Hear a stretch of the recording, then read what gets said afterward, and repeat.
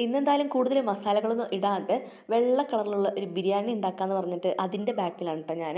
അപ്പോൾ രാവിലെ എണീറ്റതും എല്ലാ സാധനങ്ങളൊക്കെ റെഡിയാക്കി സെറ്റ് ആക്കിയിട്ട് അങ്ങനെ ബിരിയാണിയുടെ പരിപാടിയൊക്കെ തുടങ്ങിയിട്ടുണ്ടായിരുന്നു.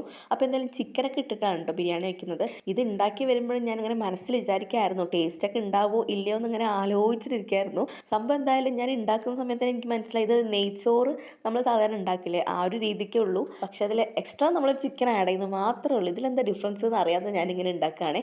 അങ്ങനെ എല്ലാ സംഭവങ്ങളും സെറ്റാക്കി അരിയൊക്കെ ഇട്ടു.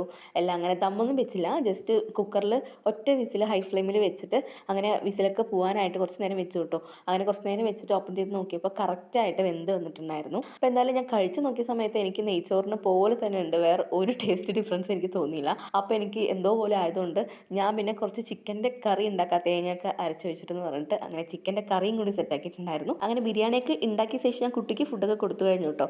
ഇത് പിന്നെ ചിക്കൻ കറിയൊക്കെ ഈവനിങ് ആണ് വെച്ചത്. എന്തായാലും വൈകുന്നേരം ചപ്പാത്തി ഉണ്ടാക്കി ചിക്കൻ കറിയും കൂടി ചേർത്തിട്ട് കഴിക്കാൻ പറഞ്ഞിട്ടാണ്. അപ്പോൾ ഓക്കെ ബൈ.